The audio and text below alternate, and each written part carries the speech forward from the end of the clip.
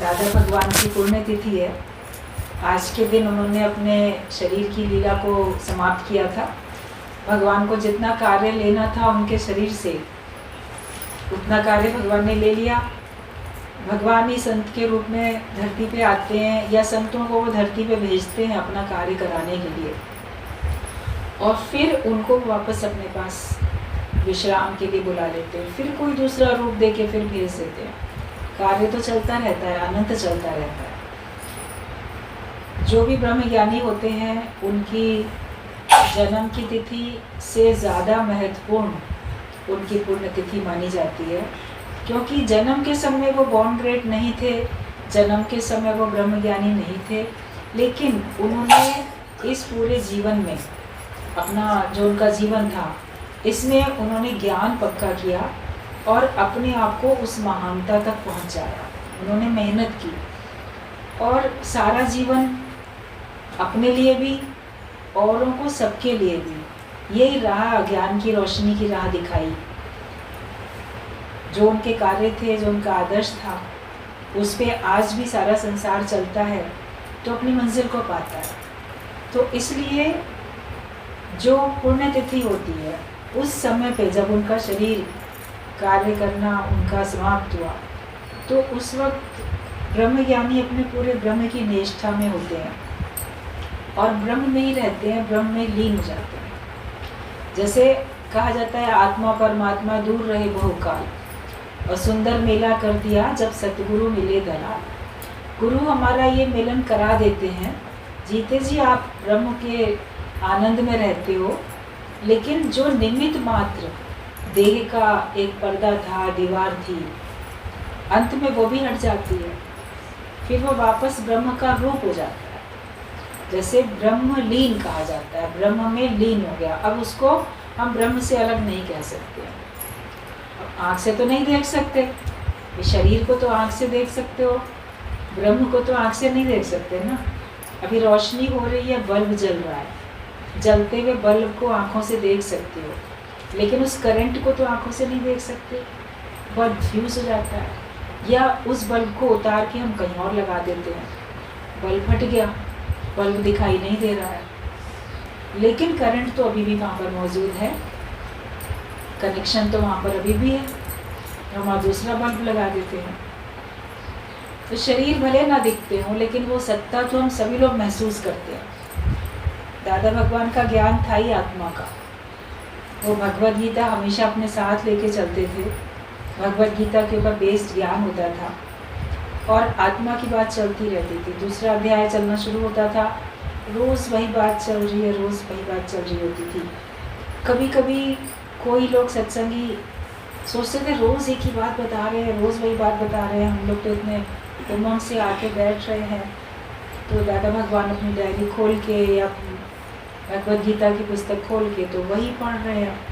तो कभी कभी कोई ऐसे अपनेपन में, प्यार में प्रमिला भगवान को बोल दिया करता था कि प्रमिला जरा इनका पन्ना पलट दिया करो ना, कुछ आगे भी तो पढ़ लें, वही बोलते। तो उन्होंने बताया, दादाजी फलानी सत्संगी ना ऐसे कह रही थी कि पन्ना पलट दिया करो, कुछ और पढ़ लो। तो वो हंस देते थे, कहते थे ये तो पक्का कर लो ना, ये सबक तो पक्का करो, मैं ब्रह्म हूँ, मैं आत्मा हूँ, ये पक्का करो। यही पक्का सबसे पहले होना चाहिए। जिसने ये निश्चय पक्का कर लिया तो उसका फिर बाकी सबसे निश्चय पक्का हो जाता है, फिर वो हर प्रकार की परेशानी से छूट जाता है। संघर्ष हर एक के जीवन में आते हैं, किसी के जीवन में तन के कष्ट आते हैं, किसी के जीवन में मन के कष्ट आते हैं, किसी के जीवन में धन के कष्ट आते हैं, किसी के जीवन में समाज से कोई अपमान, कलंक, बहुत कुछ मिलता है। दादा भगवान के जीवन में धन संबंधी कष्ट आया था, दिवाला निकल गया था, तो कष्ट तो होता ही है। मन बेचैन हुआ, परेशान हुआ, जीने की चाह खत्म हो गई, घर से सोच के निकल पड़े कि अब समाप्त कर देना चाहिए अपने आप को, पैसा ही नहीं है, जी के करेंगे क्या। मगर भगवान को तो उनको ये ज्ञान का धन देना था, वो धन छीन के उनको इस ज्ञान के धन से मालो माल करना था। ये किससे पता है कि इसके भीतर क्या है प्रभु का इशारा, तो निकल तो पड़े, मगर भगवान की कृपा से, भगवान की इच्छा से उनको उनका एक मित्र रास्ते में मिल गया। कहाँ जा रहे हो? ऐसे उलझे हुए थे, बोले क्या करें, ऐसे है बस, अब तो समझो मरने ही जा रहे हैं। बोले हम सत्संग जा रहे हैं, चलो हमारे साथ पहले सत्संग करो। तो वो उनको पहली बार सत्संग में तब ले गए।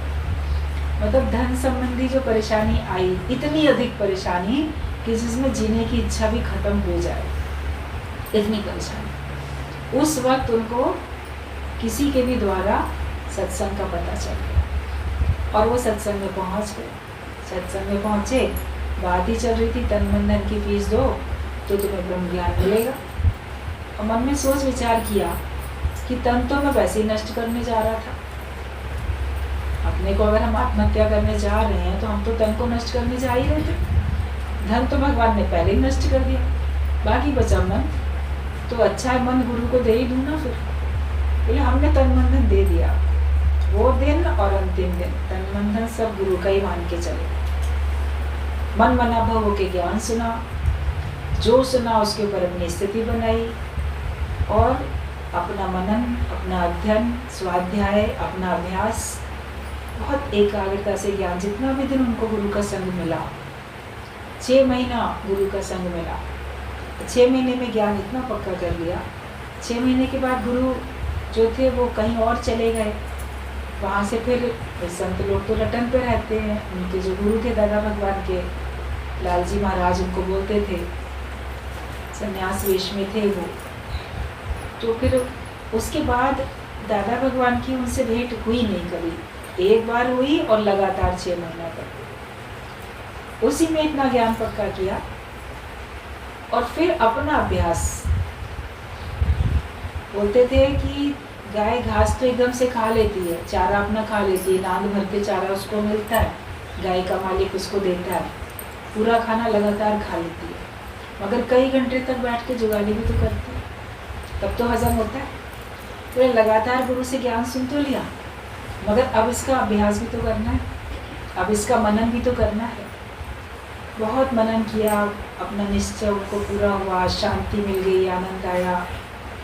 मगर फिर भगवान के मर्जी से एक विचार आया, जो निश्चय मेरे पास है, मैं दुखों से बच गया, मौत भी इससे भी मैं बच गया। ऐसे तो कई लोगों के पास बहुत सारे दुख होते हैं, उनको भी तो ये ज्ञान मिलना चाहिए ताकि वो भी तो दुखों से बचे, क्योंकि सचमुच में दुनिया दुखों का घर है और सुख है तेरी गली में, भगवान तुम्हारी गली में तो सुख है, तुम्हारे नाम में सुख है।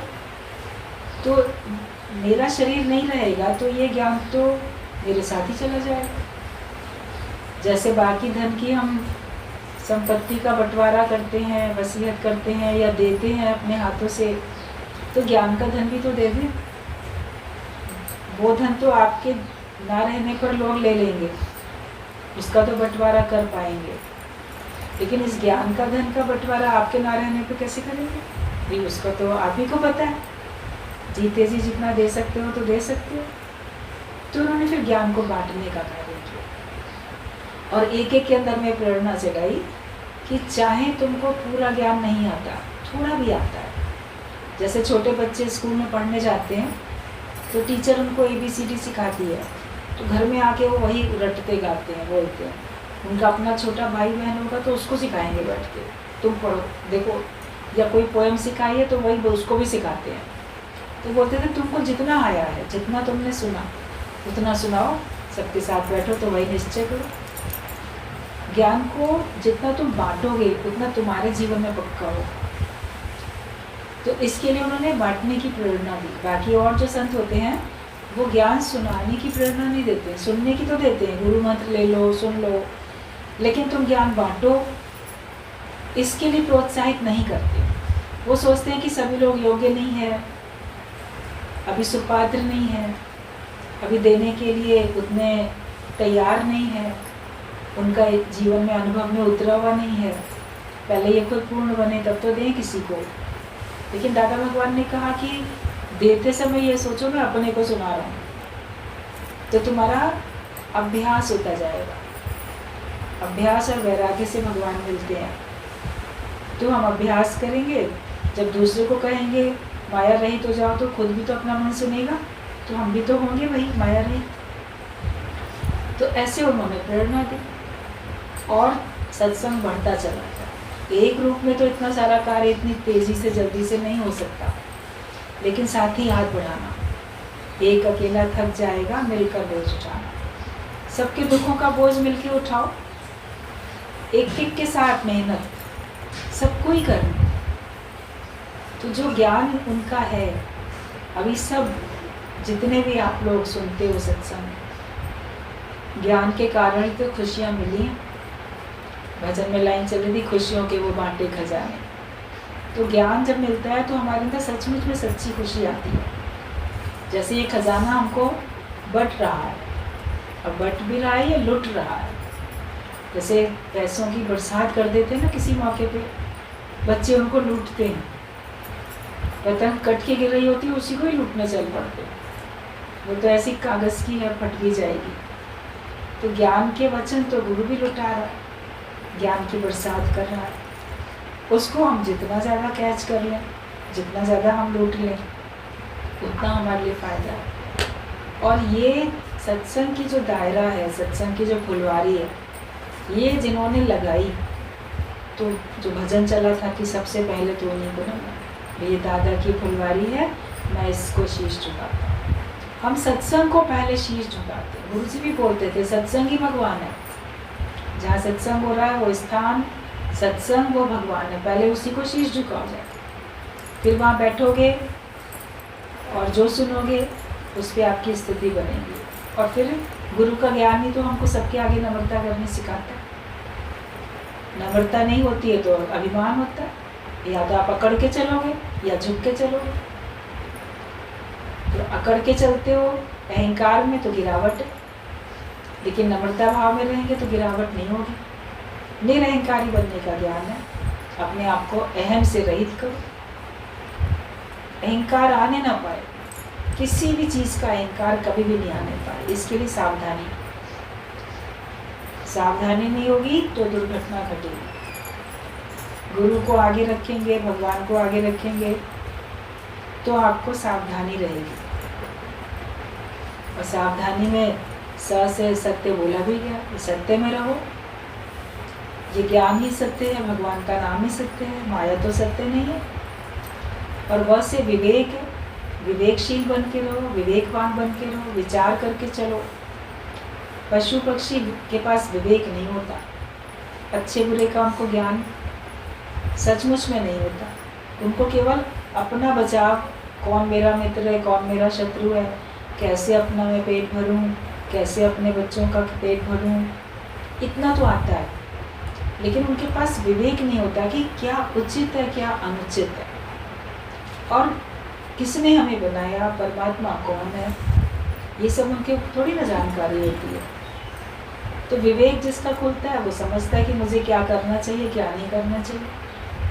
पशु तो अपने स्वभाव अनुसार करेगा, पक्षी अपने स्वभाव अनुसार करेगा।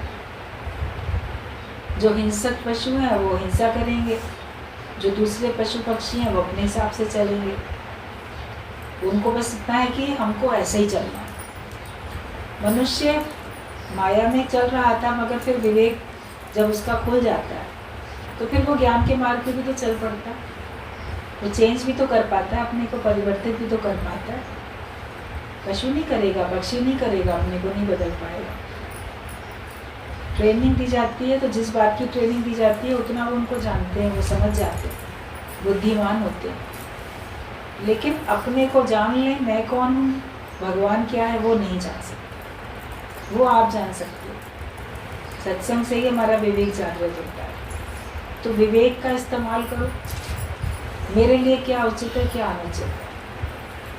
और ध्यान रहे तो हर समय भगवान में।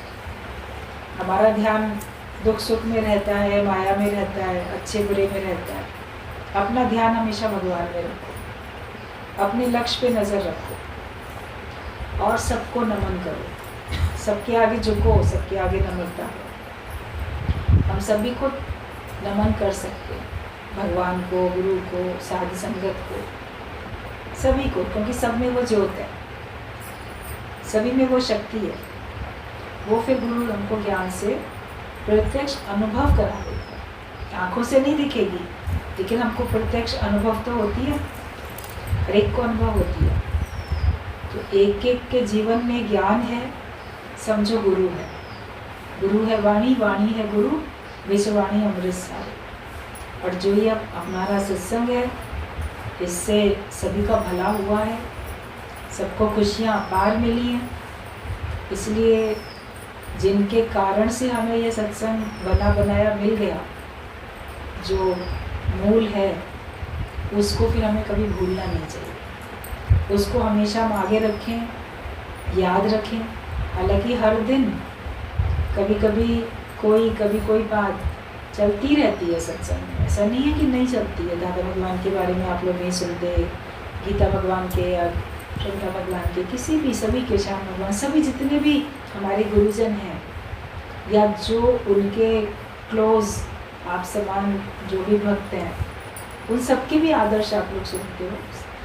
सत्संगियों के जीवन में भी अगर कोई उतार चढ़ाव आता है, उसमें वो कैसे बैलेंस में रहे, उसके बारे में भी सत्संग में बताया जाता है। भक्तों के भी आदर्श होते हैं, भगवान का आदर्श है, गुरु का आदर्श है, तो शिष्यों के आदर्श भी होते हैं।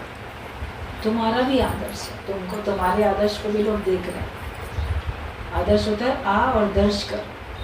तुम्हारे पास कोई आएगा तुमको देखेगा, ये तो सत्संग में जाता है और उसके बावजूद ये दुखी रहता है, या सत्संग में जाता है देखो तो ये दुखों से छूटा हुआ है, जीवन में इसके कष्ट आता है लेकिन कितना बैलेंस में रहता है, तो लोग देखते हैं ना।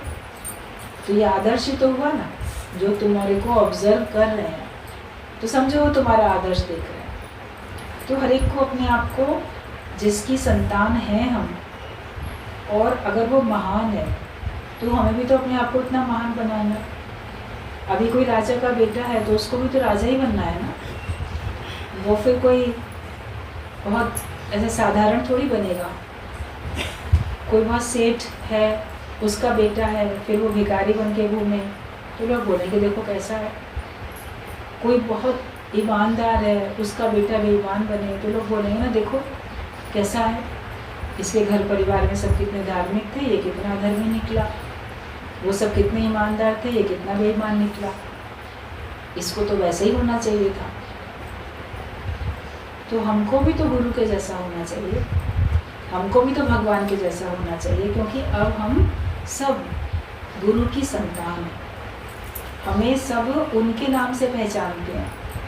आप लोगों को आपके माता पिता का नाम मान लो लोगों को नहीं भी पता होगा, आप अपने घर से निकलते हो, अपनी गली से निकल के जाते हो, मोहल्ले से निकल के जाते हो, आपके बहुत सारे जान पहचान के लोग हैं, मित्र संबंधी भी हैं, पड़ोसी भी हैं, नौकर चाकर भी हैं, बहुत लोग हैं। आप शॉपिंग जहाँ से लगातार कोई पास के दुकान से करते हो, वो भी जानते हैं कि सत्संग में जाता है।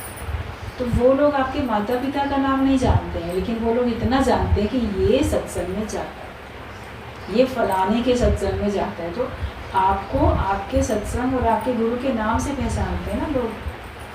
किसी ने आपके माता पिता का नाम नहीं पूछा होगा ना, आपने हर एक को बताया होगा।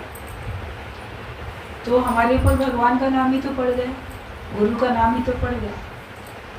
तो गुरु के जैसे हम लोग को बनना है। विशेष दिन इसीलिए मनाए जाते हैं, इसीलिए बताए जाते हैं, ताकि हम उनके बारे में सुने और संकल्प लें, दृढ़ संकल्प लें कि हमको भी वैसे ही आत्मिक निश्चय बनाना है और हमको भी वैसे ही जीवन जीना है, हमको भी वैसे ही आदर्श दिखाना है और निश्चय वो रखना। तो फिर हमारा सत्संग में आना, बैठना, सुनना सब सफल है और हमें अपना जीवन बनाना है और हमें सत्संग का और गुरु का नाम उजागर करना है, प्रकट करना है और उसको ऊंचा उठाना है। हमारे कारण से गुरु का नाम लज्जित ना हो, मतलब ना अपने आप को लज्जित करो, ना सत्संग को, गुरु को लज्जित करो। इसके लिए मेहनत है और वो मेहनत हम लोग सब लोग मिलके करते हैं। जब सब बैठते हैं, एक दूसरे को देखते हैं, तो आपको प्रेरणा मिलती है, उमंग उत्साह हर एक का बढ़ता है। तो आज संकल्प का दिन है, सब लोग संकल्प करेंगे। जैसे दादा भगवान ने मेहनत की, बड़ी उम्र में मेहनत की उन्होंने, 40 साल की उम्र के बाद उनको तब तो सत्संग सुनने का अवसर मिला था और उसके बाद 6 महीने के बाद तो गुरु ही चले गए उनके, दूसरे शहर, फिर कहीं, फिर बाद में उनके गुरु का शरीर भी नहीं रहा, देहांत हो गया, वो ब्रह्मलीन हो गए उनके गुरु। उन्होंने फिर कितने 15-20 साल तो फिर खुद मेहनत की, उसके बाद सुनाना शुरू किया सत्संग। तो इतनी बड़ी उम्र में भी मेहनत तो की। आप लोग सोचोगे हमारी उम्र तो ना रिटायर होगा तो हम 60 के होगा, हम सटिया होगा, हम कैसे काम करें। अब तो हमारे अंदर हाथ पैरों में शक्ति नहीं है। तो हाथ पैरों में शक्ति तुम्हारे ज्ञान के विचार से आएगी। आप अभी भी कार्य कर सकते हो। जो यंग है वो यंग एज से शुरू करते हैं, जो जिस एज का भी है कार्य तो करता है और अपना निश्चय पूरा करता है। तो उन्होंने एक संकल्प रखा और वो संकल्प आज दिन तक चल रहा है।